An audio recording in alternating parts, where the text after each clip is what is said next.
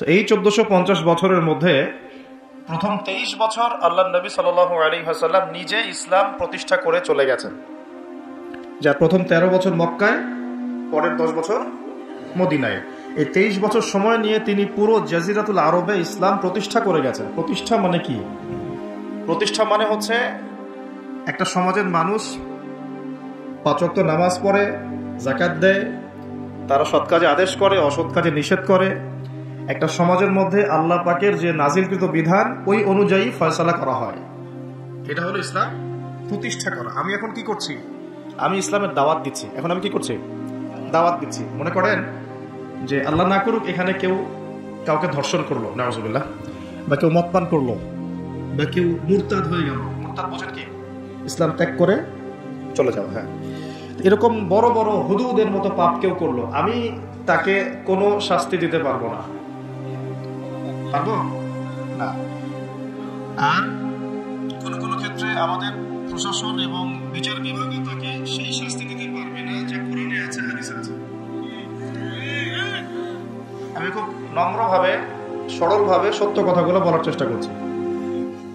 কোরআনে একজন ব্যক্তি যদি ব্যভিচার করে, ব্যভিচার বুঝি, যেটা এখনকার ফ্যাশন হয়ে গেছে, ঠিক আছে না? 100 বেত্রাঘাত। কত বেত্রাঘাত? যদি অবিবাহিত হয়, যদি অবিবাহিত হয়। আর অবিবাহিতদের এই পরিসংখ্যান কত আল্লাহ ভালো জানেন। আমরা দোয়া করি আল্লাহ পাকের সমস্ত পথভ্রষ্ট দিনী ভাই বোনকে আল্লাহর পথে ফিরে আসার তৌফিক দান করুন।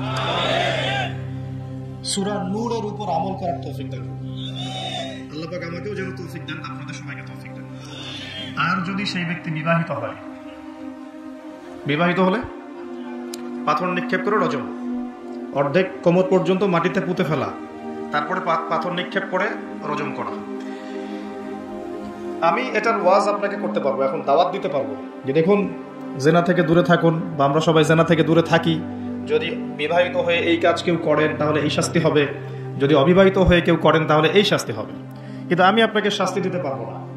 পারবো? এই এখতিয়ার, এই ক্ষমতা, এই অথরিটি আমার কাছে নাই। এমনকি এই শাস্তি কোনো কোনো ক্ষেত্রে রাষ্ট্রীয়ভাবেও আপনাকে দেওয়া হবে না, দিতে পারা যাচ্ছে না। চুরি করলে কি করতে হয়? কোরআন বলেছে হাত কেটে ফেলো। কে বলেছে? কোরআন কার বাণী? এটা কি আমাদের বানানো কোনো কিতাব? নাউজুবিল্লাহ।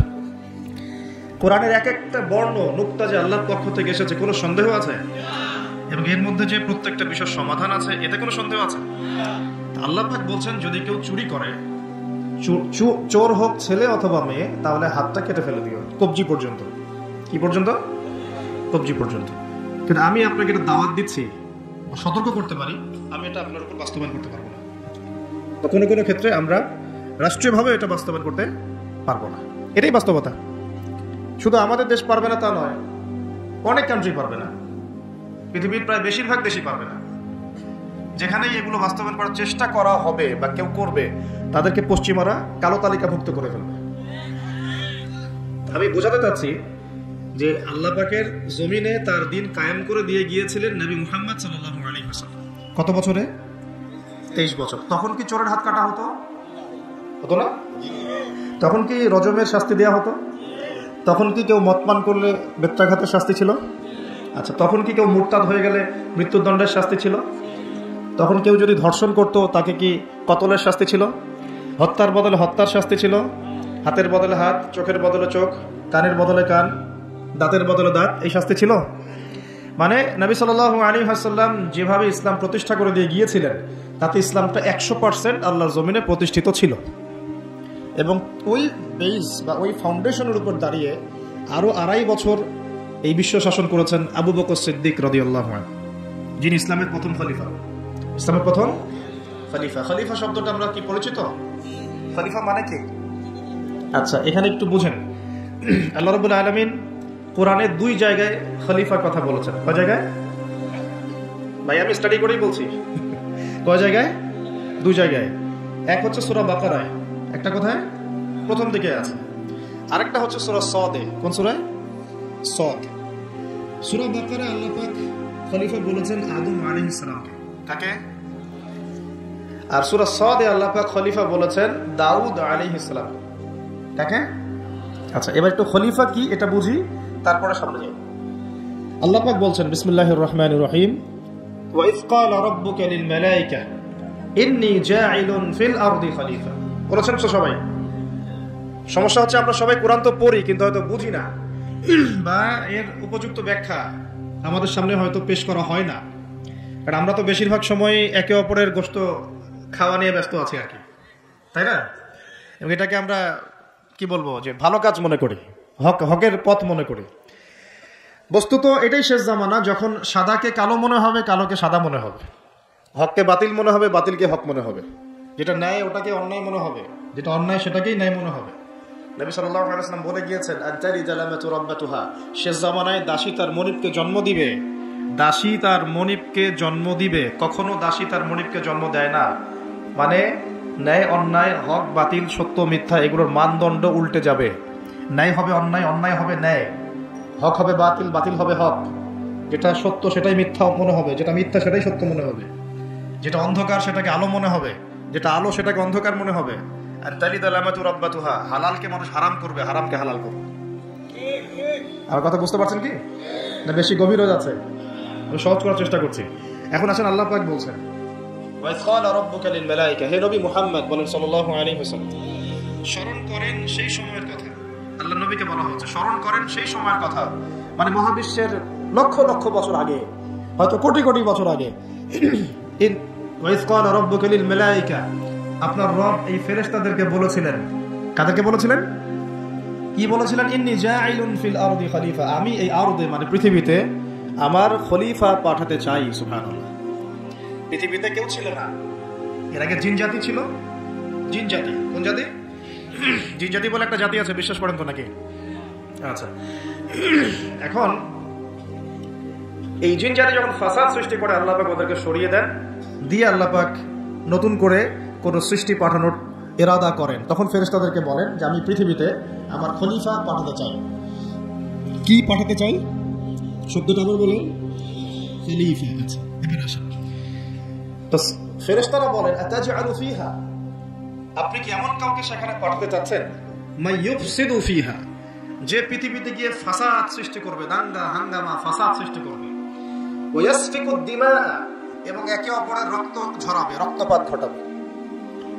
ওয়া নাহনু নুসাব্বিহু বিহামদিকা ওয়া নুকদ্দিসু লাক, অথচ আমরাই তো আপনার প্রশংসা করি, তাসবিহ পাঠ করি। কি প্রয়োজন? আপনি কি এমন কাউকে পাঠাতে চাচ্ছেন যে পৃথিবীতে গিয়ে দুইটা কাজ করবে? ফেরেশতারা বলেছেন কয়টা কাজ করবে? এক, বলেন, ফিতনা ফাসাদ সৃষ্টি করবে। দুই, একে অপরের রক্তপাত ঘটাবে। পুরো বিশ্বের দিকে তাকায় দেখবেন এবার, এই মানব জাতি এই দুইটা কাজ করতেছে, হয় ফিতনা ফাসাদ সৃষ্টি করতেছে অথবা রক্তপাত ঘটাচ্ছে। এখানে ভাই ভাই রক্ত ঝরাচ্ছে, প্রতিবেশী প্রতিবেশীর, কোন সময় সামাজিক এক দল আরেক দলের, কোন সময় এক রাজনৈতিক দল আরেক রাজনৈতিক দলের, কোন সময় এক বিশ্বের একটা দেশ আরেকটা দেশের। পুরো বিশ্বের ছোট থেকে বড় যে স্তরে আপনি উঠবেন দেখবেন রক্তপাত, রক্তপাত, রক্তপাত। নবীজি বলে গিয়েছিলেন শেষ জামানায় এই রক্তপাতটা প্রচুর বাড়বে, এত বাড়বে যে হত্যাকারী জানবে না কেন তাকে মারলাম, আর নিহত ব্যক্তিও বুঝবে না কেন আমি মরলাম। সুবহানাল্লাহ। চিন্তা করতে পারেন, গাজার বাচ্চারা জানে না যে কেন তাকে মারা হলো, আর যারা মারছে ওরাও জানে না কি কারণে মারছে, কি অপরাধ ওটা। ইয়েমেনের বাচ্চারা জানে না কেন বোমটা এসে পড়লো, আর যে ফেললো সেও জানে না কি জন্য ফেললাম। আপনারা রাস্তায় গন্ডগোল করতে যান অনেক সময়, যে বের হয় সেও জানে না কেন, কিসের উদ্দেশ্যে লড়ছি, আর যে মারে সেও জানে না কি জন্য ভাইকে মারলাম। এটা শেষ জামানা। হত্যাকারী ব্যক্তি জানবে না যে কেন আমি হত্যা করছি, মাকতুল জানবে না যে কেন আমি মরলাম। শেষ জামানায় হারাজ বাড়বে, হারাজ, হারাজ, হারাজ। নবীজি বলছেন হারাজ বাড়বে। সাহাবীরা বলছেন হারাজ কি ইয়া রাসূলুল্লাহ? নবীজি বলছেন যে মানে অস্বাভাবিক হারে হত্যাকাণ্ড বাড়তে থাকে। আমি পরিসংখ্যান দিয়ে দিই আপনাকে দুইটা। শুধু প্রথম বিশ্বযুদ্ধেই এই 4-5 বছরের মধ্যে প্রায় 1.5 থেকে 2 কোটি মানুষ মারা গেছে। কত কোটি? আর আরো বেশি, অনেকে বলেন 2.5 কোটি, 3 কোটি। আমি একটা মিনিমাম রেঞ্জ বললাম। আর দ্বিতীয় বিশ্বযুদ্ধে মারা গেছে প্রায় 6 থেকে 7 কোটি। 6 থেকে 7 কোটি। শুধু আমেরিকার একটা পারমাণবিক বোমা যেটা জাপানে পড়েছে হিরোশিমায়, ওতেই লক্ষ লক্ষ লোক মারা গেছে। এখন পর্যন্ত ওদের যে বংশ পরম্পরা, ওই যে পারমাণবিক বোমার যে প্রভাব, এটা এখন পর্যন্ত আছে। আর নাগাসাকিতে যেটা পড়েছে দ্বিতীয় বোমা, ওটার নাম ছিল ফ্যাটম্যান, আর প্রথমটার নাম ছিল লিটল বয়। এগুলো অনেক আগের বোম। আর এখনকার পারমাণবিক বোমগুলো কত শক্তিশালী এটা বলার অপেক্ষা রাখে না। একটা পুরো দেশকে এক মুহূর্তে উড়াই দিতে পারে। বাংলাদেশের মতো একটা ছোট্ট দেশ, এরকম ছোট্ট একটা দেশকে একটা বোমা দিয়ে উড়িয়ে দেওয়া সম্ভব। ইংল্যান্ডের মতো একটা দেশকে একটা রাশিয়ান হাইপারসনিক ক্ষেপণাস্ত্র দিয়ে উড়িয়ে দেওয়া সম্ভব। আর এখনকার সমরবিদ্যা নিয়ে যারা ঘাটাঘাটি করেন, তারা এটা আশঙ্কা করছেন যে প্রথম বিশ্বযুদ্ধের মতো, দ্বিতীয় বিশ্বযুদ্ধের মতো আরো একটা তৃতীয় বিশ্বযুদ্ধ হয়তোবা বিশ্ববাসী দেখতে যাচ্ছে। হয়তোবা, আল্লাহ ভালো জানেন, আমরা তো গ্যারান্টি দিয়ে বলতে পারবো না, কিন্তু পরিস্থিতি ওইরকমই মনে হচ্ছে। তবে এতটুকু জেনে রাখেন, হাদিসের মধ্যে মালহামা নামে একটা শব্দ আছে। কি শব্দ? নবীজি বলেছেন ইউফ্রেটিস নদী, মানে ফোরাত নদী। ইউফ্রেটিস কোন নদী? এই ফোরাত নদী অচিরেই তার ভূগর্ভস্থ সোনার পাহাড় বের করে দিবে। ফোরাত নদী অচিরেই তার সোনার পাহাড় বের করে দিবে, এবং ওই সোনাকে নিয়ে মারামারি করতে আসবে যে মানুষগুলো, তাদের মধ্যে প্রত্যেক 100 জনের মধ্যে 99 জন মানুষ মারা যাবে। আর একজন ব্যক্তি যে বেঁচে থাকবে, সে ধারণা করবে আমি সেই ব্যক্তি যে সোনাটা পাবো। আর মুসলিমদেরকে নবীজি বলছেন, তোমরা যদি ওই সময় ওই জায়গায় থাকো, কোন মুসলমান যদি সেটা দেখে, তোমরা সেই সোনায় হাতও দিবে না। আরেকটা হাদিস এসেছে যে অচিরেই রোমকরা, পশ্চিমারা আরবদের সাথে চুক্তি ভঙ্গ করবে এবং 80টা পতাকা নিয়ে তাদের বিরুদ্ধে যুদ্ধে নেমে যাবে। কয়টা পতাকা? 80টা। এবং প্রত্যেক পতাকার নিচে থাকবে 12,000 করে সৈন্য। কত হাজার? একটা যুদ্ধে এত বেশি 99% মানুষ মারা যাওয়াটা স্বাভাবিক না, এটা অস্বাভাবিক। ঢাল তলোয়ার AK-47 এর যুদ্ধে এমনটা হবে না বা হয় না। হয়তো এমন কোন অস্ত্র সেখানে প্রয়োগ করা হতে পারে, এটা আমাদের ধারণা, আল্লাহ ভালো জানেন, যেই অস্ত্রগুলো দিয়ে অল্প সময়ে বেশি বেশি মানুষ মেরে ফেলা সম্ভব। ঠিক যেমন এখনকার নিউক্লিয়ার ওয়েপন্স বা থার্মোনিউক্লিয়ার ওয়েপন্স হতে পারে, আল্লাহ ভালো জানেন। তো বিশ্ববাসী এরকম একটা মালহামা দেখার অপেক্ষায় আছে। এই মালহামার পরেই আসবেন ইমামুল মাহদী। ইমামুল মাহদীর পরে আসবে ঈসা ইবনে মারিয়াম। ঈসা ইবনে মারিয়ামের পরে আসছে ইসলামিক খেলাফত। ওই খেলাফত থেকে খলিফা, এই শব্দটা নিয়ে কথা বলছি আমি। আবু বকর সিদ্দিক ছিলাম রাদিয়াল্লাহু আনহু। ফেরেশতারা বলছেন, আপনি কি এমন কাউকে পৃথিবীতে পাঠাতে চান গিয়ে রক্তপাত ঘটাবে অথবা ফাসাদ সৃষ্টি করবে? যেটা বললাম, এখনকার বিশ্বে দুটোই আমাদের কাজ। তা আল্লাহ পাক বলছেন, ইন্নী আ'লামু মা লা তা'লামুন, ইন্নী আ'লামু মা লা তা'লামুন। দেখো আমি যা জানি তোমরা সেটা জানো না। মানে আমার কিছু শুকরগুজার বান্দা থাকবে যারা এরকম ফিতনা ফাসাদ করবে না এবং রক্তপাতও ঘটাবে না। তাদের জন্যই আমি প্রস্তুত করেছি জান্নাতুল ফিরদাউস। সুবহানাল্লাহ। তো এখন ফেরেশতাদের মতামত আপনারা শুনলেন, আল্লাহ পাকের কথাও শুনলেন। এখন আল্লাহ রাব্বুল আলামিন তার খলিফা হিসেবে সৃষ্টি করলেন তার নিজ হাতে আদম আলাইহিস সালামকে। সুবহানাল্লাহ। প্রথম মানবকে, তিনি নবীও হলেন, তিনি প্রথম মানব এবং তিনি খলিফা। এখন আদম আলাইহিস সালামকে তার স্ত্রী সহ জান্নাতে থাকতে দেওয়া হলো। এই ঘটনা আপনারা জানেন। ইবলিস এসে প্ররোচিত করলো। তার আগে ইবলিসকে বলা হয়েছিল সেজদা করো, সবাই সেজদা করলো, ইবলিস করলো না। মনে আছে? এটা তো আপনারা জানেন। ওইদিকে আমি আর ওই জন্য সময় নষ্ট করছি না। ইবলিস সেজদা না করে কাফের হয়ে গেল। আর আদম আলাইহিস সালাম এবং হাওয়া আলাইহিস সালামকে জান্নাতে থাকতে দেওয়া হলো। বলা হলো যে এখানে থাকো, কিন্তু ওয়ালা তাকরাবা হাদিহিশ শাজারা, এই গাছের কাছেও যাবে না। ইবলিস ফুসলিয়ে ফাসলিয়ে তাদেরকে গাছের কাছে নিয়ে গেল। যেভাবে আমাদেরকে ফুসলিয়ে পাপের দিকে নিয়ে আসে, ঠিক এভাবেই। ঠিক আছে? এখন আমাদের পিতামাতা একটা ভুল করে ফেললেন। মানুষ মাত্র কি হবে? আমাদের পিতামাতা ভুল করে ফেললেন। এটাই তো হাদিসের ব্যাখ্যা যে কুল্লু বনি আদম খাত্তা, প্রত্যেকটা বনু আদমেরই কি আছে? ভুল আছে। খায়রুল খাত্তাইন আত-তাওয়াবিন, যারা তওবা করে তারা হচ্ছে উত্তম ভুলকারী। তো আমাদের পিতা কিন্তু ভুলের উপর অটল থাকলেন না। ইবলিস যেমন তার মতে অটল থাকলো যে আমি সিজদা করি নাই, তো কি হয়েছে? খলাকতানি মিন নার ওয়া খলাকতাহু মিন তিন, আমাকে সৃষ্টি করেছেন আপনি আগুন দিয়ে, ওকে সৃষ্টি করেছেন মাটি দিয়ে। এটা ইবলিসের চরিত্র। যে ভুলের উপর অটল থাকে, সংশোধন করে না, সেই ইবলিসের অনুসারী। বুঝতে পারছেন? ইবলিস কি এখানে সঠিক ছিল? নাউযুবিল্লাহ, কখনোই না। আল্লাহ পাক তাকে আদেশ করেছেন, আদম কিসের তৈরি সেটা তো দেখার দরকার নেই। আল্লাহ পাক আদেশ করেছেন, বাস তোমাকে সিজদা করতে হবে। এখন আমরা যেমন আল্লাহ পাকের আদেশের সামনে অনেক সময় এরকম দলিল উপস্থাপন করি, এটা কেন করব, এটা কেন করব, তাই না? পর্দা কেন করব, নামাজ কেন করব, যাকাত কেন দেওয়া লাগবে, এগুলি ইবলিসের চরিত্র। আর ইবলিস চ্যালেঞ্জ করলো আল্লাহকে, আল্লাহ পাক তাকে বের করে দিলেন, ফাখরুজ মিনহা ফাইন্নাকা রাজিম, এখান থেকে বের হও, তুমি অভিশপ্ত। ওয়া ইন্না আলাইকা লা'নাতা ইলা ইয়াউমিদ্দিন, কিয়ামত পর্যন্ত তোমার উপর লানত, অভিশাপ। ও আবার চালাক, সে বলল যে আমাকে কিয়ামত পর্যন্ত অবকাশ দিন, আনজিরনি ইলা ইয়াউমি ইউবআসুন, আমাকে কিয়ামত পর্যন্ত অবকাশ দিন।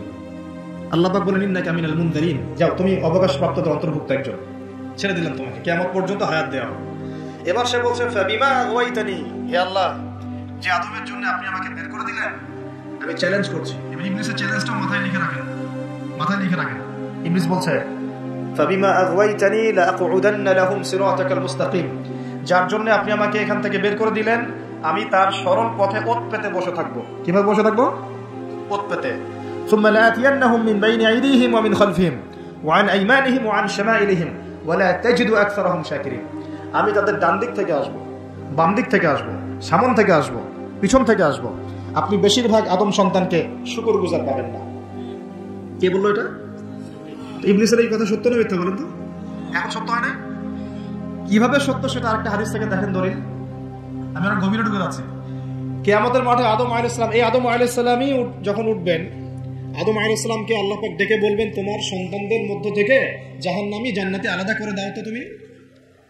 তো আদম আলাইহিস সালাম বলবেন ইয়া আল্লাহ, কতজন জান্নাতি, কতজন জাহান্নামী? আল্লাহ পাক বলবেন প্রত্যেক 1000-এ 999 জনকে জাহান্নামের জন্য আলাদা করে দাও। বলেন আউযুবিল্লাহ। এই হাদিসটা শোনার পরে সাহাবায়ে কেরাম রাদিয়াল্লাহু আনহুম খুব বিচলিত হয়ে পড়ল। তখন নবী সাল্লাল্লাহু আলাইহি ওয়াসাল্লাম আশ্বস্ত করলেন যে ওই যে 1% জান্নাতি দেখা যাচ্ছে, এগুলো উম্মতে মুহাম্মাদের মধ্যেই বেশি হবে ইনশাআল্লাহ। তবে কোন উম্মতে মুহাম্মাদি যে নামাজ পড়ে না, রোজা রাখে না, যাকাত দেয় না, শরীয়তের বিধিবিধানের কোনো পরোয়া করে না, কোরআনটা পর্যন্ত তেলাওয়াত করতে চাচ্ছে না, সেই উম্মতে মুহাম্মাদি কথা বলা হচ্ছে কি? নাকি যারা নিজেদের জান মাল সময় শ্রম সবকিছু ঢেলে দিয়ে দিনের জন্য নিজেকে নিবেদিত প্রাণ করে, কাদের কথা বলা হচ্ছে? এটা আপনারা নিজেরাই বোঝেন, এটা তো আমার বোঝানোর দরকার নেই। এখন বুঝেন তাহলে পার্সেন্টেজটা কত হবে। তো ইবলিসের কথা তাহলে সত্য হলো। ইবলিস কি বললো? ওয়ালা তাজিদু আকসারাহুম শাকিরিন, বেশিরভাগকে আপনি শুকরগুজার পাবেন না। আল্লাহ পাক নিজেও এই কথা বলেছেন সূরা সাদের মধ্যে, ওয়া কালিলুম মিন ইবাদিয়াশ শাকুর, আমার শুকরগুজার বান্দা খুব কম হবে। অন্য একটা জায়গাতেও আছে। এখন আল্লাহ রাব্বুল আলামিন আদম আলাইহিস সালাম আর হাওয়া আলাইহিস সালামকে জান্নাতে রাখলেন। তারা যে ফল খেয়ে ভুল করে ফেললেন, আল্লাহ পাক তখন তাদেরকে সাথে সাথেই বের করে দেন নাই, সাথে সাথে বের করে দেন নাই, বরং ফাতালাক্কা আদম মির রাব্বিহি কালিমাত, আদম আলাইহিস সালাম আল্লাহর কাছ থেকে কিছু কালিমা বা বাক্য শিখে নিলেন। সুবহানাল্লাহ। ফাতাবা আলাইহি, ওই কালিমা ওই বাক্য দিয়ে আল্লাহ আদম আলাইহিস সালাম তওবা করলেন। ওই কালিমা ওই বাক্য দিয়ে আল্লাহ পাক আদম আলাইহিস সালাম কি করলেন? আবার বলছি, একটু পিছনে যান। ওই কালিমা ওই বাক্য দিয়ে আদম আলাইহিস সালাম কি করলেন? তওবা করলেন। আবার বলছি, ফাতালাক্কা আদম মির রাব্বিহি কালিমাত, আদম আলাইহিস সালাম তার রবের কাছ থেকে কিছু কালিমা শিখে নিলেন। ফাতাবা আলাইহি, ওই কালিমা দিয়ে আল্লাহ রাব্বুল আলামিনের কাছে তিনি তওবা করলেন। ইন্নাহু হুয়াত তাওয়াবুর রহিম, এবং আল্লাহ পাক তওবা কবুল করে তাকে মাফ করে দিলেন। ওই বাক্যটা কি ছিল সেটা একটু শুনি। ওই বাক্যটা ছিল রব্বানা, আমার সাথে বলেন, রব্বানা যালামনা আনফুসানা ওয়া ইল্লাম তাগফির লানা ওয়া তারহামনা লানাকুনান্না মিনাল খাসিরিন। মানে অর্থ হচ্ছে, হে আমাদের রব, রব্বানা যালামনা আনফুসানা, আমরা নিজেদের নফসের উপর জুলুম করেছি, ওয়া ইল্লাম তাগফির লানা, আপনি যদি আমাদেরকে মাফ না করেন, ওয়া তারহামনা, আমাদের উপর রহম না করেন, লানাকুনান্না মিনাল খাসিরিন, আমরা অবশ্যই ক্ষতিগ্রস্তদের অন্তর্ভুক্ত হয়ে যাব। এই কালিমা শিখলেন কে? আদম আলাইহিস সালাম তার রবের কাছ থেকে। এই কালিমা, এই দোয়া দিয়ে তিনি তওবা করলেন, আল্লাহ রাব্বুল আলামিন তাকে মাফ করে দিলেন। তবে তিনি বলে দিলেন আর জান্নাতে থাকা হচ্ছে না। কুল নাহবিতু মিনহা জামিআ, আল্লাহ বলেন তোমরা এখন সবাই পৃথিবীতে নেমে যাও। ফাইম্মা ইয়াতিয়ান্নাকুম মিন্নি হুদান, নেমে যাও পৃথিবীতে, কিন্তু জেনে রাখো পৃথিবীতে আমার পক্ষ থেকে তোমাদের কাছে হেদায়েত যাবে। কি যাবে? হেদায়েত মানে আসমানি কিতাব, নবী রাসূল, আসমানি কিতাব, নবী রাসূল, এগুলো আসবে তোমাদের কাছে। ফামান কুল নাহবিতু মিনহা জামিআ ফাইম্মা ইয়াতিয়ান্নাকুম মিন্নি হুদান ফামান তাবিআ হুদায়া, যে আমার এই হেদায়েতের অনুসরণ করবে, ফালা খাউফুন আলাইহিম ওয়ালা হুম ইয়াহজানুন, তাদের কোনো ভয় নাই, কোনো দুশ্চিন্তা নাই। যে জান্নাত থেকে গিয়েছো ওই জান্নাতে ফিরে আসবে ইনশাআল্লাহ। এটা একটা কথা। আর ওয়াল্লাযীনা কাফারু ওয়া কাযযাবু বিআয়াতিনা, কিন্তু যারাই আমার ওই হেদায়েতকে মিথ্যা প্রতিপন্ন করবে, অস্বীকার করবে, কুফরি করবে, ঠিক আছে, উলাইকা আসহাবুন নার, এরা হবে জাহান্নামের অধিবাসী, হুম ফিহা খালিদুন, এখানে তারা চিরস্থায়ী হবে। আল্লাহ পাকের বক্তব্য একদম সহজ সরল পরিষ্কার না? দুনিয়াতে যাচ্ছ যাও, এটা চিরস্থায়ী নয়।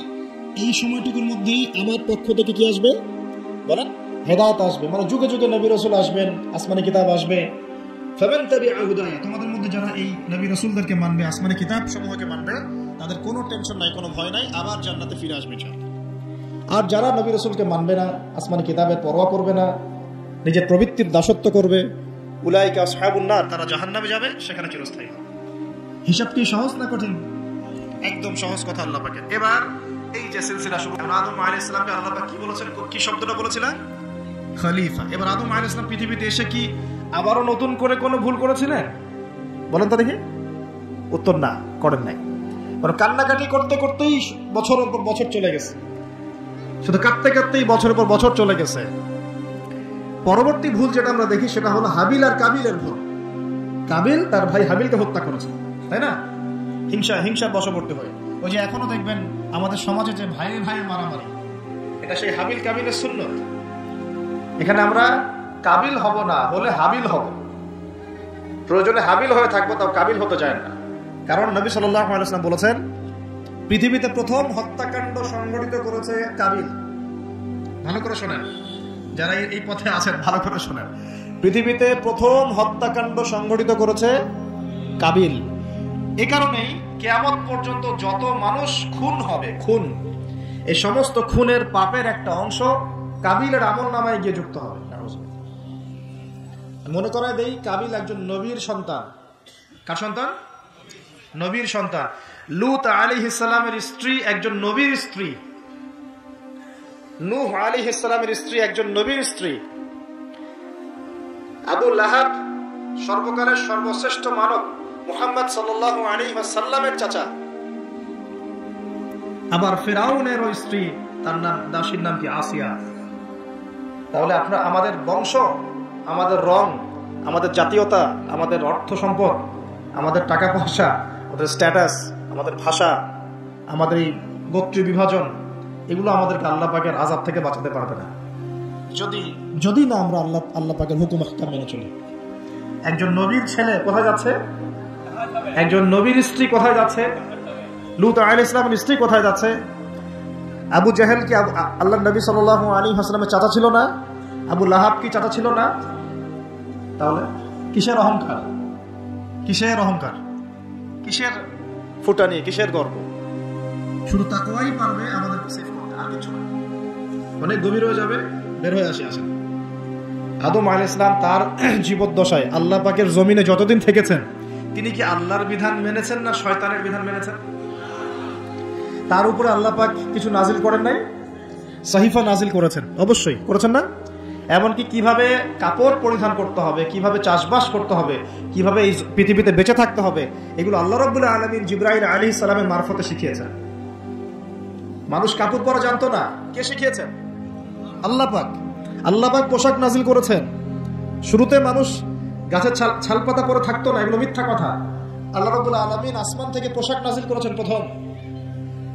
জিবরাইল আলাইহিস সালাম শিখিয়েছেন কিভাবে সুতা বুনতে হয়, কিভাবে জমি চাষ করতে হয়, কোন কোন গাছ উপকারী, কোন কোন গাছ উপকারী নয়, কোনটা আমরা খেতে পারবো, কোনটা খেতে পারবো না, কোন প্রাণী আমাদের জন্য খাওয়া ভালো হবে, কোনটা খাওয়া ঠিক হবে না, আল্লাহ পাক ওহীর মাধ্যমে জানিয়েছেন। এগুলো আমরা জানতাম না, এগুলো আমরা জানতাম।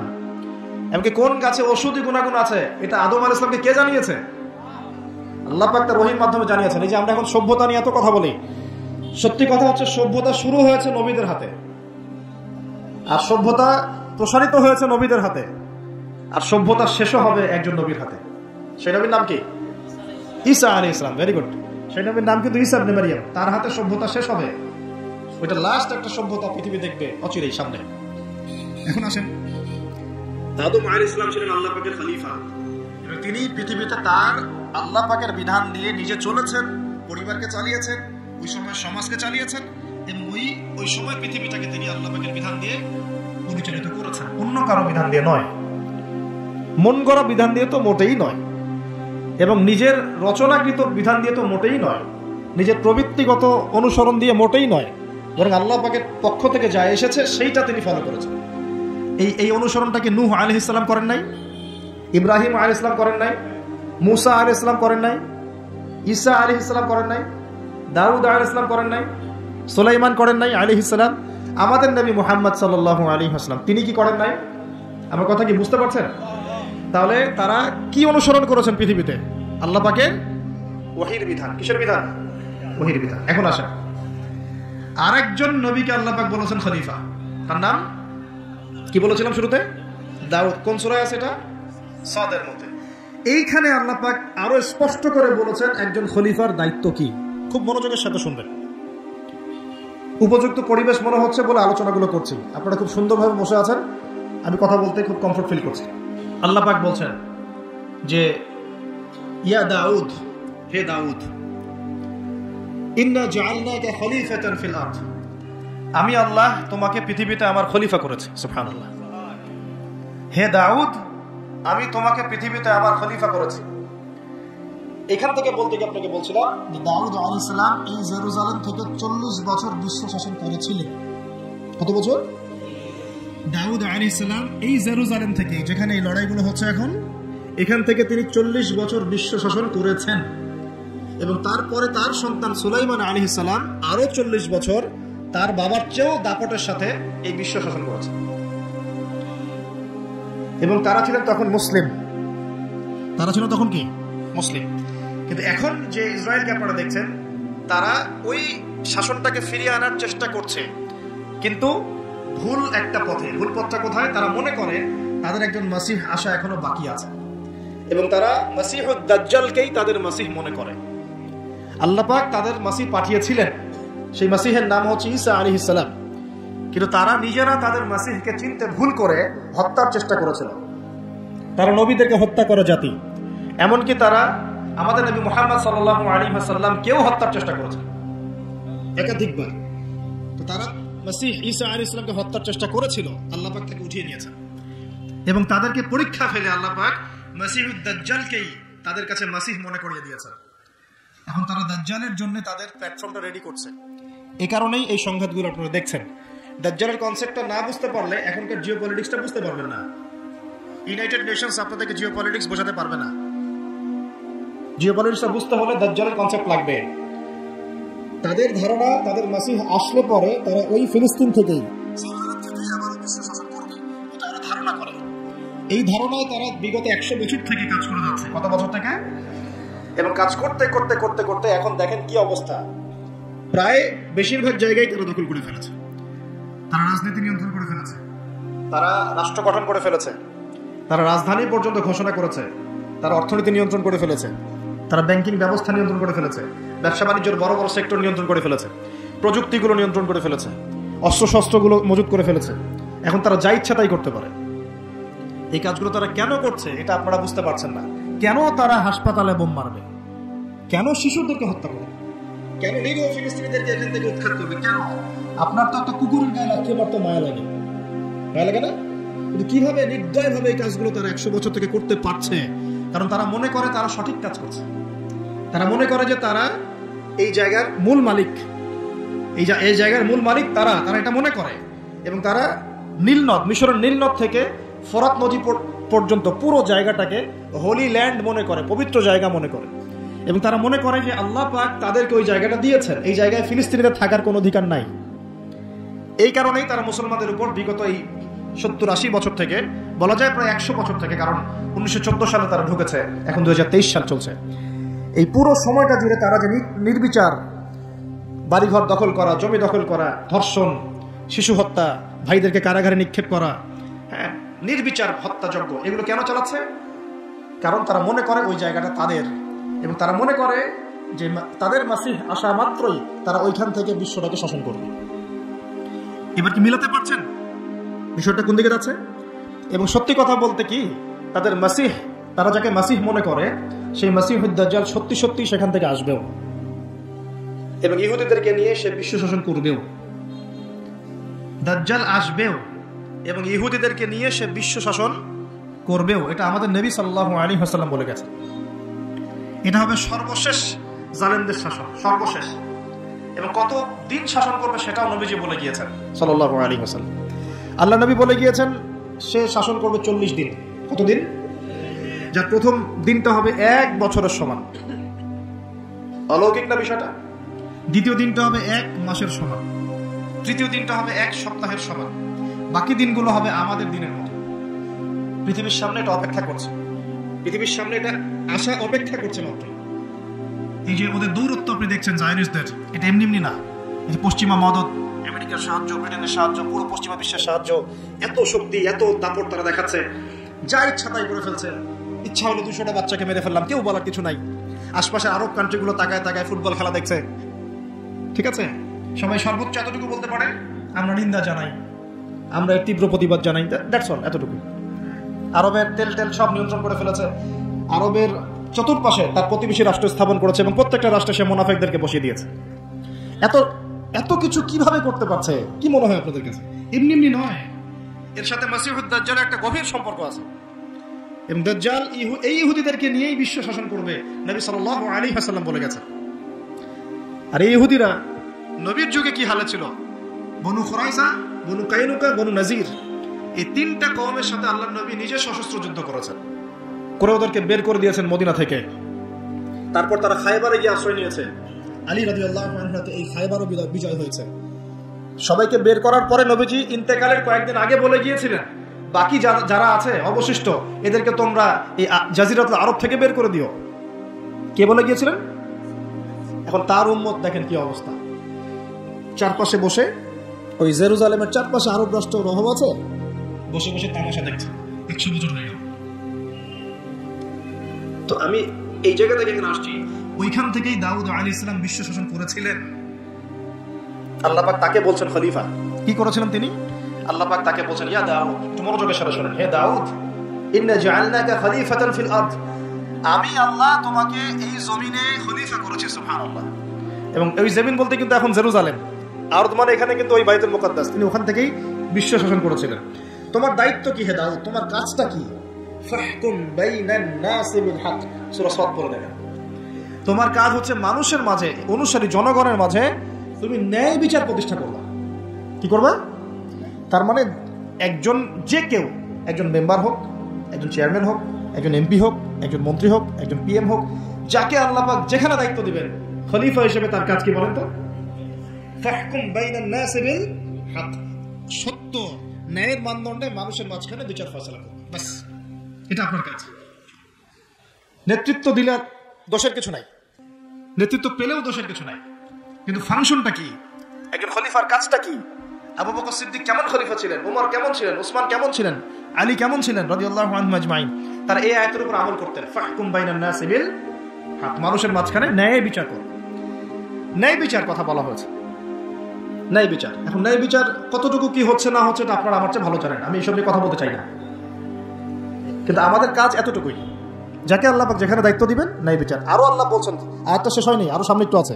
আল্লাহ পাক বলছেন, ওয়ালা তাত্তাবিউল হাওয়া, ন্যায় বিচার করো এবং নিজের হাওয়া প্রবৃত্তির অনুসরণ করো না, নিজের মন গড়া বিধানের অনুসরণ করো না, নিজের প্রবৃত্তির দাসত্ব করো না। যদি করো তাহলে কি হবে?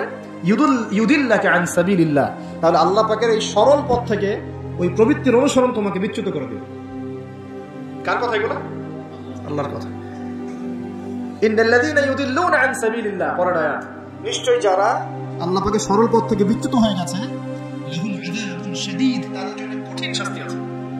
আযাবুন শাদীদ মানে কঠিন শাস্তি আছে। বিমা নাসু ইয়াউমাল হিসাব, এই কারণে যে তারা হিসাবের দিনটা ভুলে গিয়েছে।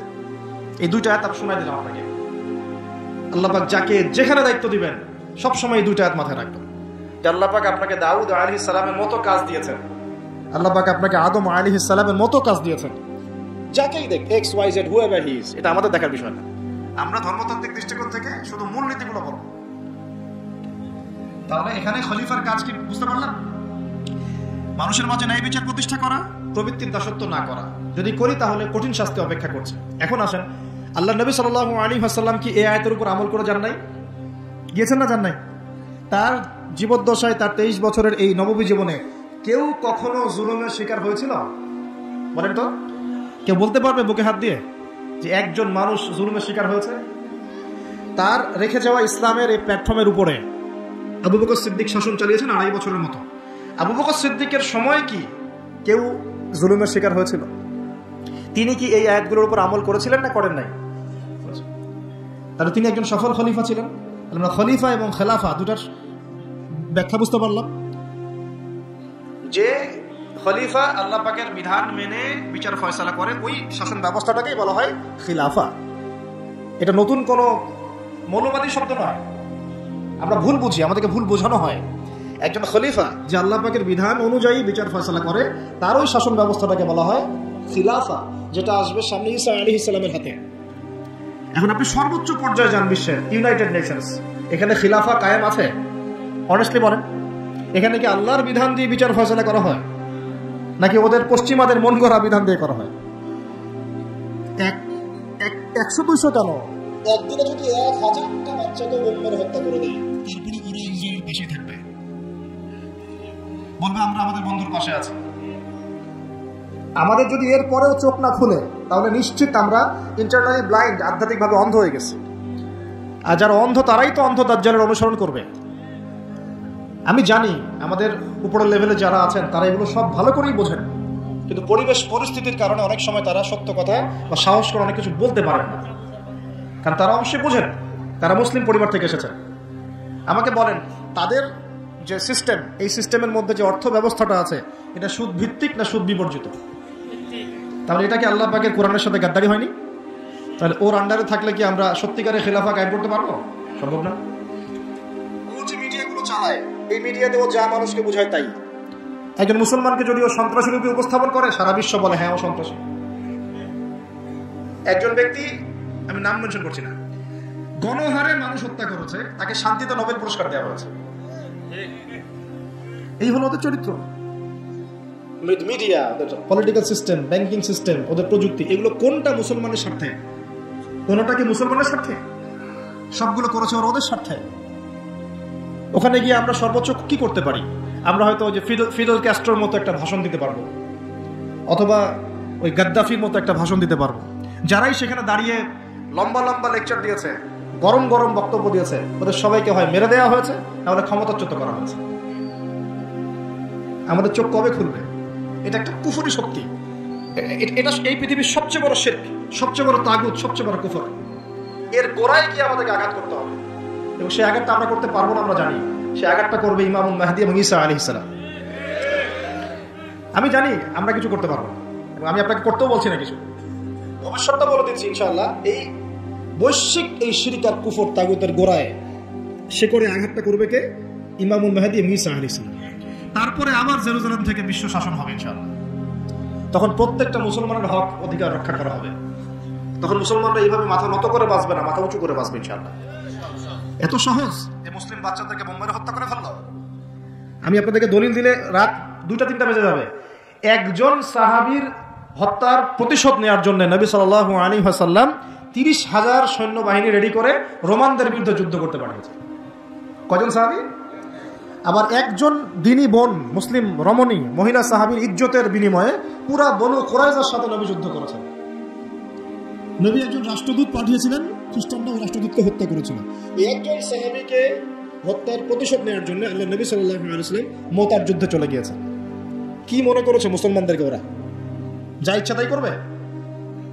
যখনই মুসলিমরা ইসলামের পক্ষে কথা বলার চেষ্টা করে অথবা শক্ত অবস্থান দেখানোর চেষ্টা করে, ওরা কয়েকটা অস্ত্র প্রয়োগ করে, স্যাংশন দিয়ে দিব, তারপরে কি করবো, টাকার মান কমিয়ে দিব, ভিসা বাতিল করে দিব।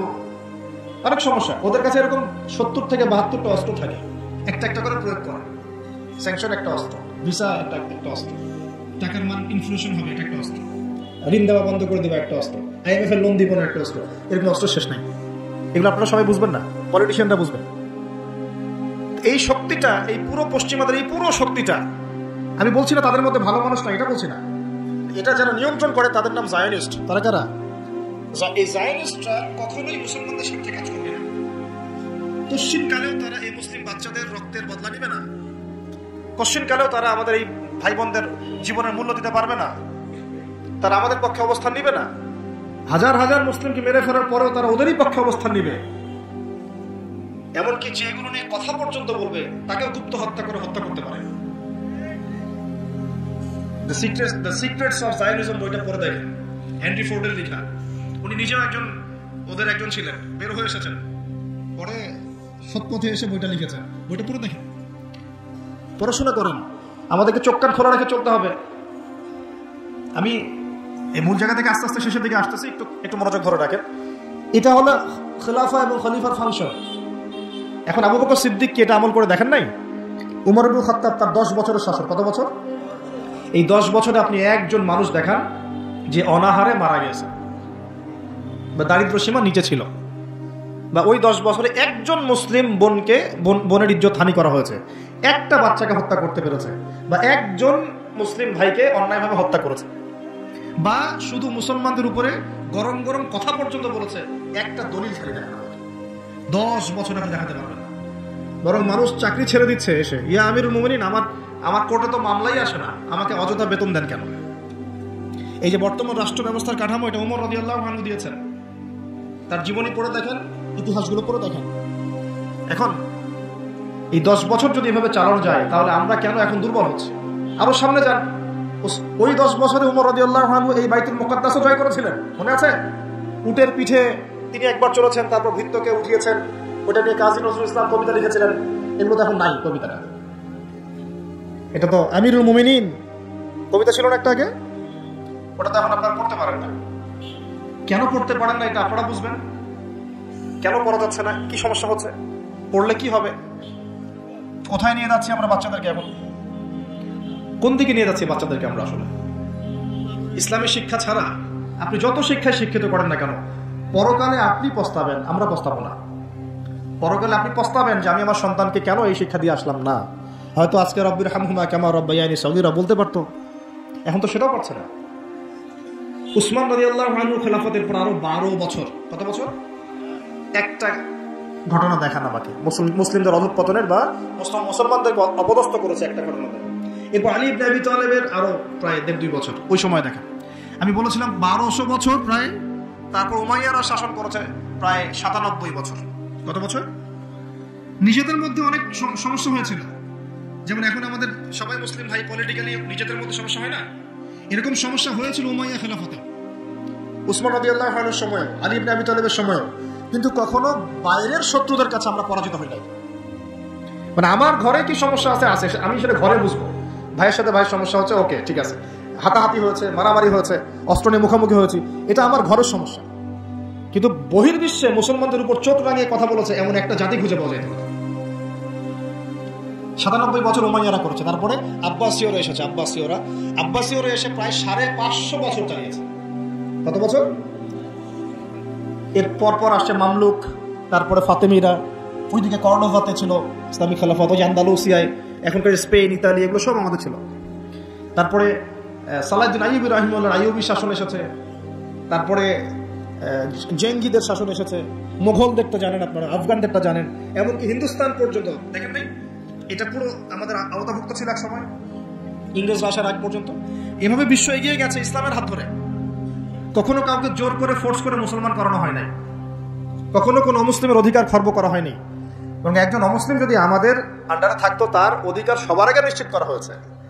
যাকাত সবাই প্রদান করতো, সালাত আদায় করতো, সবাই কোরআনওয়ালা ছিল, ওলামায়ে কেরামদেরকে সম্মান করা হতো, মসজিদ মাদ্রাসা গড়ে তোলা হয়েছিল, সুদ ছিল না, মানুষ হালাল খেত, এবং মুসলিমদের একটা ঐক্যবদ্ধ সামরিক শক্তি ছিল। আস্তে আস্তে আস্তে আস্তে বিগত বেশি দিন না, আমার স্টাডি হচ্ছে বিগত মাত্র 100 থেকে 150 বছর, লাস্ট 100 থেকে 150 বছরে আমাদের পুরো টেবিলটাই উল্টে গেছে মনে হয়। এক্স্যাক্টলি উসমানী খেলাফতের পতনের সময় থেকে 1914 সালে এটার পতন ঘটেছে, প্রথম বিশ্বযুদ্ধের সময়। এরপর থেকেই কেন জানি এই যে বিগত 100 বছরে পুরো বিশ্বের চিত্রটাই উল্টাই গেল। যারা আমাদেরকে কর দিত একসময়, ট্যাক্স, ওরা এখন আমাদেরকে বলে ঋণ দিব কি দিব না। সুবহানাল্লাহ, আপনারা চিন্তা করেন একটু বিষয়টা। যারা আমাদেরকে ট্যাক্স দিয়ে আমাদের জমিতে থাকতো, ওরা আমাদেরকে বলে লোন লাগলে অ্যাপ্লাই করতে হবে, শর্ত সাপেক্ষে দিতে পারি, তা আবার চড়া সুদে। ওরা বলে যে পলিটিক্যাল সিস্টেম আমাদের কেমন হবে, ও ইন্টারফেয়ার করতে চায়, ও এসে নাক গলাতে চায় যে তোমাদের রাষ্ট্র ব্যবস্থা কিভাবে চলবে। ওরা এসে এখন ঠিক করে দেয় যে আমাদের সংস্কৃতি কেমন হবে, আমাদের শিক্ষানীতি কেমন হবে, ইত্যাদি ইত্যাদি। যে জেরুজালেমে ঢোকার আগে ওদেরকে 10 বার চেকিং করতে হতো, ওখানে আমরা ত্রাণ পাঠাতে পারছি না। ওখানে আমরা মুসলমানরাই আমাদের ভাইকে ত্রাণ পাঠাতে পারছি না। নির্বিচারে মানুষ মারছে, কিন্তু আমরা গিয়ে প্রতিহত করতে পারছি না, আমরা ফোর্স পাঠাতে পারছি না। আপনি বিশ্বাস করেন বাংলাদেশে যারা উপর থেকে নিচু লেভেলে যে সেক্টরে মানুষরা আছেন, এদের মধ্যে বহু ইমানদার মানুষ আছে। পলিটিশিয়ানদের মধ্যে, র্যাবে, বিজিবিতে, আর্মিতে, আনসারে, প্রত্যেকটা জায়গায় এমন বহু মানুষ আছে যাদেরকে যদি আপনি পাঠাতেন যাও ওই জালেমদের বিরুদ্ধে অস্ত্র ধরো, দেখতেন ওরা বুক পেতে শহীদ হয়ে যেত। বহু মানুষ আমাদের দেশে আছে। ইমান আমরা লালন করি বলেই তো কথাগুলো বের হচ্ছে। আমাদের জায়গা, আমাদের জমি, আমাদের ভাই, আমাদের বোন, আমাদের বাচ্চাকে মেরে শেষ করে ফেললো, আমরা সামান্য প্রতিবাদটুকু করতে পারছি না। প্রতিবাদ করার প্ল্যাটফর্মটা কোথায়? জাতিসংঘে যেতে হবে। জাতিসংঘে গিয়ে প্রতিবাদ করে লাভটা কি হবে? ও বলবে যে আমি তার পাশে আছি, সময় নেবে। বাংলাদেশের মতো ছোট একটা দেশ যে পরিমাণ সাহস দেখিয়েছে, ওখানে আরবের বড় বড় মুসলিম রাষ্ট্রগুলো সেই সাহস দেখাতে পারে না। কিসের ওয়াইসি, নাটক, সার্কাস মনে হয় এগুলাকে। 110-20 জন বসবে, খ্যাপসা খাবে, খ্যাপসা আর ওই যে কি ফাহাম, এগুলো খাবে বসে বসে।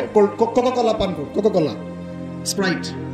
শেষমেশ সবাই মিলে একটা সিদ্ধান্তে আসলো যে নিন্দা জানানো দরকার। নিন্দা জানায় কেন? নিন্দা জানায় আরবের জনগণ তো খেপে যাবে। জনগণ তো ইমানদার, জনগণ বলবে যে আপনারা কিছু করেন না কেন। ওদেরকে দেখানোর জন্য মিটিংটা আয়োজন করবে। আজ পর্যন্ত কি পদক্ষেপটা নিয়েছে? 15,000 মানুষের জীবনের মূল্য কি এই 1500 টাকার ত্রাণে চলে যাবে? এত ত্রাণ দিলে হয়ে যাবে? কেউ কেউ তো বর্ডার পর্যন্ত বন্ধ করে রেখে দিচ্ছে যে এখানে আসতেও দিব। এই হিস্ট্রি একদিন 2 দিনের না, আমি 1 মিনিটে বলতে পারবো না। আপনারা ডক্টর রাগিব সার্জানি এবং ডক্টর আলী মোহাম্মদ সাল্লাভি তাদের ইতিহাসের বইগুলো পড়েন। ফিলিস্তিন নিয়ে বহু কিতাব আছে। এটা বিশাল ইতিহাস। এটা এখন অক্টোবর মাসের ঘটনা না, এটা অক্টোবর মাসের 6 তারিখে নতুন করে শুরু হয়েছে মাত্র। এটা প্রায় 97 বছর থেকে চলছে। কখনো এই রমজানে, কখনো সেই রমজানে, কখনো এই ইস্যু নিয়ে, কখনো সেই ইস্যু নিয়ে, কখনো নিজেরাই এটাকে সৃষ্টি করে। করতে করতে আস্তে আস্তে আস্তে 76 ভাগ জায়গা ওরা এখন দখল করে ফেলছে। আর আমি বললাম এদের সাথে দাজ্জালের মারাত্মক সম্পর্ক আছে, সামনে বুঝতে পারবেন। তো এটা একদিন 2 দিনের ইতিহাস নয়। আর এই প্রতিহতটা মানুষ আজকে নতুন করে করছে এমন নয়। প্রতিহত করেছে অনেকেই, অনেক সংগঠন এখানে প্রতিহত করে করে করে করে চলে গেছে। এখন না হয় আপনি হামাসকে দেখতে পাচ্ছেন, আগে তো সে ছিল না। ইন্তেফাদার আগে তো সে ছিলই না। নতুন করে তাকে প্রথম শুরু করেছিল ইখওয়ানুল মুসলিমিন। তার আগে ওই যে কাসসাম ব্রিগেড, আপনার নাম শুনেছেন, ইজউদ্দিন কাসসাম, উনি প্রথম শুরু করেছিলেন 1935 সালের দিকে। ইতিহাসগুলো পড়তে থাকে এবং কিভাবে তার আস্তে আস্তে এই জায়গায় ঘাঁটি গেড়েছে। এখন তারা কত শক্তিশালী আমাদের কল্পনার বাইরে। আমরা আমাদের আল্লাহ রাব্বুল আলামিনের কাছে দোয়ার চ্যানেল খোলা আছে। আমরা আমাদের মন থেকে দোয়া করবো ইনশাআল্লাহ। বলতে পারলে বলবো, লিখতে পারলে লিখবো, পণ্য বয়কট করতে পারলে করব, আমরা কূটনৈতিক সম্পর্ক ছিন্ন করতে পারলে করব। আমাদের পক্ষে যা করা সম্ভব তাই করবো ইনশাআল্লাহ। আমাদের তো হাত বাঁধা। দেখেন, আপনি চিন্তা করেন, চারপাশে আরব রাষ্ট্রগুলো তামাশা দেখছে। মাঝখানে মাত্র 27 একর বর্গ কিলোমিটার জায়গা, 27 একর জায়গা আর কি, এটার মধ্যে বোম্বিং হচ্ছে। সবাই মানে 22 লক্ষ মানুষকে একটা জায়গায় নিয়ে এসে বোম মেরে হত্যা করা। মানে ভাবটা এরকম যে ধরেন বাইতুল মোকাররমে সব মুসলমানকে ঢুকিয়ে বিষ প্রয়োগ করে হত্যা করা, যেমন এরকম আর কি, স্প্রে মেরে হত্যা করার মতো। অল্প একটু জায়গা, এর মধ্যে 22 লাখ মানুষকে ঢুকিয়ে দিয়ে বোম মেরে মেরে হত্যা করা হচ্ছে। এর চেয়ে বড় জুলুম পৃথিবী আর কোথাও দেখে নাই। ওই জায়গাটাকে আল্লাহ পাক বরকতময় বলেছেন। ওই জায়গাটাকেই আল্লাহ পাক বরকতময় বলেছেন। কেন? ওই জায়গা থেকে আল্লাহ পাক বেশি বেশি শহীদ কবুল করছেন। সুবহানাল্লাহ। এটাও বোঝেন, ওই জায়গা থেকে বেশি বেশি শহীদ আল্লাহর কাছে যাচ্ছে এবং তারা জীবিত, তারা জান্নাতে আছেন এখন ইনশাআল্লাহ। তবে শেষ করে দিয়ে একটা হাদিস দিয়ে এখানে নবী সাল্লাল্লাহু আলাইহি ওয়াসাল্লাম এই জায়গা সম্পর্কে বলেছেন, শেষ জামানায় লা তাযালু তাইফাতুন মিন উম্মতি যাহিরিন আলাল হক লা ইয়াদুররুহুম মান খাযিলাহুম। আল্লাহ নবী সাল্লাল্লাহু আলাইহি ওয়াসাল্লাম বলেছেন, আমার উম্মতের একটা দল, সবাই না, একটা দল চিরদিন হকের উপর থাকবে, তারা যুদ্ধ করতে থাকবে। বিরোধিতাকারীরা তাদের কোনো ক্ষতি করতে পারবে না দুর্ভিক্ষ ছাড়া। কি ছাড়া? এই যে এখন বুঝতে পারছেন, দুর্ভিক্ষ ছাড়া, পানি নাই, খাবার নাই। বিরোধিতাকারীরা ওদের কোনো ক্ষতি করতে পারবে না দুর্ভিক্ষ ছাড়া। এবং সাহাবীরা জিজ্ঞাসা করছেন, ইয়া রাসূলুল্লাহ, তারা কোন এলাকায় যুদ্ধটা করবে? নবীজি বলছেন যে বাইতুল মুকাদ্দাস ওয়া মা হাওলাহা, বাইতুল মুকাদ্দাস এবং তার চারপাশে। একটা জায়গা আসছে যে ফিল দামেস্ক, দিমাশক মানে যে সিরিয়ার দামেস্ক এবং তার চারপাশে। নবীজি বলছেন সর্বশেষ এই দলটা দাজ্জালের সাথেও যুদ্ধ করবে। তো এই দিকে পৃথিবী যাবে। এখন আমরা আজকে সংক্ষিপ্ত আলোচনায় এতটুকু বোঝানোর চেষ্টা করলাম। দেখুন, আমরা পৃথিবীতে এমনি এমনি আসি নাই, আল্লাহ পাকের খলিফা হয়ে এসেছে। আল্লাহ পাকের খলিফার কাজ নিজে আল্লাহ পাকের বিধান মেনে চলা, তারপরে সবার আগে আমার পরিবারকে মানানোর চেষ্টা করানো। যদি পরিবার মানে আলহামদুলিল্লাহ, যদি না মানে দাওয়াত দেয়, আমার কাজ এতটুকু পর্যন্ত। আর যদি আমার সন্তান হয় তাহলে তাকে আমি ফোর্স করতে পারি, চাপ দিতে পারি, কিন্তু আমি আমার পিতাকে তো চাপ দিতে পারবো না, আমার মাকে আমি চাপ দিতে পারবো না, দাওয়াত দিতে পারবো, আমার স্ত্রী সন্তানদেরকে আমি চাপ দিতে পারবো। তো খলিফা নিজেও হবো, নিজের পরিবারের মধ্যেও সেই খলিফার সুন্নতগুলো থাকবে। তারপরে আমি আমার সাধ্যমতো সমাজে এটার প্রচার প্রসার ঘটাবো। আল্লাহ পাক যদি কবুল করেন, বড় পরিসরেও খিলাফা কায়েম হবে ইনশাআল্লাহ। আল্লাহ পাক যাকে যেখানে দায়িত্ব দিবেন তার মনে রাখা উচিত হবে তিনি হচ্ছেন এই পৃথিবীতে আদম আলাইহিস সালামের সন্তান। তিনি এই পৃথিবীতে ওই দাউদ আলাইহিস সালামের রোল প্লে করছেন। এরপরে তার সাধ্য অনুযায়ী সে ইসলাম কেন্দ্রিক সমাজ গঠনের চেষ্টা করবে। যদি না পারে বা প্রতিবন্ধকতা থাকে, ওজোর আপত্তি আল্লাহর কাছে পেশ করবে। আর যদি একেবারেই অস্বীকার করে, কুফরি করে, তাহলে তার শাস্তি আল্লাহ পাক তাকে দিবেন। আর সর্বশেষ কথা হলো, এই খিলাফার বদৌলতেই 4 খলিফার যুগ থেকে এই যে আমি আপনাকে 1914 সাল পর্যন্ত দেখালাম, এই মুসলিম বিশ্ব দাপটের সাথে মাথা উঁচু করে বেঁচেছিল। আর বিগত 100 বছরে যখন এগুলো আস্তে আস্তে উঠে গেছে, ড্যামলিশ হয়েছে, তখন আস্তে আস্তে পুরো টেবিলটাই উঠে গেছে। এখন সত্যি কথা বলতে পুরো ওয়ার্ল্ডের যত বড় বড় অস্ত্রশস্ত্র সেগুলো ওদের হাতে। ওটার দাপট আপনাকে ভয় দেখায়, ওটা সবচেয়ে বড় পাওয়ার। তারপরে প্রযুক্তিগুলো ওর হাতে, মিডিয়াগুলো ওর হাতে, ওদের হাতে, অর্থনৈতিক সিস্টেম, সুদভিত্তিক ব্যাংকিং সিস্টেম ওদের হাতে। যতগুলোর নাম বলে না, federal reserve, IMF, world bank, সব ওদের হাতে। তো এখন এই অবস্থাতে বিষয়টা চলছে, এটা কি চিরস্থায়ী হবে? উত্তর হচ্ছে না, এটা চিরস্থায়ী হবে না। আজকে হোক আর কালকে হোক আর 100 বছর পরেই হোক, এটা চিরস্থায়ী হচ্ছে না ইনশাআল্লাহ। কখন চিরস্থায়ী হবে না? যখন একটা প্রজন্ম গড়ে উঠবে, যেই প্রজন্ম তাদের মুসলিম বীর সেনাদের ইতিহাস জানে, শেকড় চিনে, যেই প্রজন্ম 5 ওয়াক্ত নামাজি, মাশাআল্লাহ, তাহাজ্জুদ গোজার, হালাল খায়, যারা আদর্শ পরিবার গড়ার চেষ্টা করে, যারা সৎ কাজে আদেশ করে, অসৎ কাজে নিষেধ করে, যারা ইউনাইটেড, ঐক্যবদ্ধ, বিভক্ত না, যারা আল্লাহর বিধানের সামনে মাথা পেতে দেয়, অন্য কোনো তাগুতি বিধান তারা মেনে চলে না, যারা ইসলামটাকে আবারও বিশ্ব বিজয়ী করার ফিকির করে, চিন্তা করে, ওইভাবে কাজ করে, ইনশাআল্লাহ ওইরকম প্রজন্ম যখন আসবে তখন বিজয় দেখতে পারবো ইনশাআল্লাহ। তবে আমার মনে হয় না যে এখন সেই প্রজন্ম আছে বা চলছে, আমার মনে হয় না। কারণ এখন আমরা বেশিরভাগ ক্ষেত্রেই দুনিয়া নিয়ে ব্যস্ত হয়ে গেছি। আমরা অনেকেই নামাজ ছেড়ে দিয়েছি। কোরআন তো মাশাআল্লাহ আমরা বললাম প্রথমে যে অনেকেই পড়তে জানি না, সুন্নাহ মাফিক জীবনযাপন করছি না। পরিবার তো আসলে কি বলবো, নিজের বলতে নিজেরই খারাপ লাগে। অনেক পরিবার এখন জাহান্নামের টুকরা হয়ে গেছে, জাহান্নামের টুকরা হয়ে গেছে। সৎ কাজে আদেশ সবাই করছি না, অসৎ কাজে নিষেধ সবাই করছি না। ভাই আমরা কষ্ট খাওয়া নিয়ে ব্যস্ত হয়ে আছি, মারামারি, কাটাকাটি, দাঙ্গা হাঙ্গামা। এমনকি দাড়ি টুপিওয়ালা মানুষরা এখন একে অপরের কষ্ট খাচ্ছে বসে বসে। অনেকেই কে কার ভুল ধরতে পারবে, কে কাকে অপদস্থ করতে পারবে, কে কাকে জাতির সামনে ছোট করতে পারবে, মানে এগুলোই মনে হচ্ছে আমাদের কাজ। অথচ আমরা মূল লক্ষ্য থেকে কোথায় সরে গেলাম, মূল লক্ষ্যটা থেকে কত দূরে সরে গেলাম। আল্লাহ পাক আমাদেরকে সেই মূল বিষয়গুলো বোঝার তৌফিক দান করুন। ঘরের পাশে আগুন লাগলে কি ভাই আপনি এখানে ভাই তর্ক করবেন? আগুন আগে নিয়ে ভাবো, পুরো বিশ্বে আগুন জ্বলে গেছে, আগুন জ্বলছে পুরো বিশ্বে। তারা অঘোষিত ক্রুসেড রচনা করেছে, অঘোষিত, ঘোষণা দিয়ে রচনা করেনি, ভিতরে অঘোষিত ক্রুসেড রচনা করেছে। ওরা একটা জিনিসই চিনে যে লা ইলাহা ইল্লাল্লাহ কালিমা কে পড়ে ওকেই ধরতে হবে। ওদের চিন্তা এরকম। সবার না, আমি বলছি ওদের মধ্যে সবাই খারাপ তা বলছি না, কিন্তু জায়নিসদের কথা বলছি। আপনাকে দেখবেন আপনি শিয়া না সুন্নি, আপনি আহলে হাদিস না হানাফি, আপনি শাফিঈ না হাম্বলি, আপনি বাংলাদেশি না পাকিস্তানি, এগুলো কিছু দেখতে আসবে না। ওরা শুধু চিনে একটা কালিমা লা ইলাহা ইল্লাল্লাহ মুহাম্মাদুর রাসূলুল্লাহ। যারাই পড়ছে এদেরকে ধরো, টার্গেট করো। তারা মুসলিম এবং ইসলামকে মিটিয়ে ফেলতে চায়। আল্লাহ পাক কোরআনে এটা বলেছেন, ইউরিদুনা লিইউতফিউ নূরাল্লাহি বিআফওয়াহিহিম। তারা আল্লাহ পাকের এই নূর মানে কোরআন, হাদিস, ইসলাম, এটাকে মুখের ফুৎকারে নিভিয়ে ফেলতে চায়। আল্লাহ বলেন ওয়াল্লাহু ইউতিম্মু নূরাহ, কিন্তু আল্লাহ পাক তার নূরকে প্রজ্বলিত করবেন। ওয়ালাউ কারিহাল কাফিরুন, যদিও এই কাফেররা এটা পছন্দ করে না। মানে এটা প্রজ্বলিত করার দায়িত্ব আল্লাহ পাকই নিয়েছেন। কখন হবে? 2-3টা আয়াত বলে শেষ করে দেই খালি। আল্লাহ পাক বলেছেন ইন তানসুরুল্লাহ ইয়ানসুরুকুম, তোমরা যদি আল্লাহকে সাহায্য করো, মানে তোমরা যদি আল্লাহর দ্বীনকে সাহায্য করো, তাহলেই আল্লাহ তোমাদেরকে সাহায্য করবে। এমনি এমনি সাহায্য নামবে না। এই যুগটা আবরাহার যুগ না, যে আবরাহা হস্তি বাহিনী নিয়ে হেঁটে যাবে আর আসমান থেকে পাখি আসবে ঝাঁকে ঝাঁকে, আবাবিল তৈরন আবাবিল নেমে আসবে, এটা সেই যুগ না। এখানে আপনাকে আপনার রিজিকের ফয়সালা যেমন নিজেকে করতে হয়, কাজ করতে হয় না, আকাশ থেকে মান্না সালওয়া পড়ে, রিজিক আল্লাহ দেন, কাজ আমাকে করতে হয়। ঠিক একইভাবে দিন প্রতিষ্ঠার ক্ষেত্রে ওইভাবেই কাজ না করলে আল্লাহ রাব্বুল আলামিন আসমান থেকে বিজয় দিবেন না। ইন তানসুরুল্লাহ ইয়ানসুরকুম, তোমরা যদি আল্লাহকে সাহায্য করো তবেই আল্লাহ তোমাদেরকে সাহায্য করবেন। ওয়া ইউসাব্বিত আকদামাকুম, তোমাদের পা আল্লাহ পাক সুদৃঢ় করে দিবেন ইনশাআল্লাহ। সুবহানাল্লাহ। আরো বলেছেন আল্লাহ পাক ইন্নাল্লাহা লা ইউগাইয়িরু মা বিকওমিন, আল্লাহ পাক কোনো কওমের অবস্থা ততক্ষণ পরিবর্তন করেন না। শুনে নেন, আল্লাহ পাক কোনো কওমের অবস্থা ততক্ষণ পরিবর্তন করেন না হাত্তা ইউগাইয়িরু মা বিআনফুসিহিম, যতক্ষণ না তারা নিজেরা নিজেদের অবস্থা পরিবর্তনের চেষ্টা করছে। আল্লাহ পাকের কথার উপর কোনো কথা নাই, এর উপর কোনো ওয়াজি নাই, আমাদের কথা তো কিচ্ছু না, আল্লাহ পাকের কথার উপর কোনো কথাই নাই।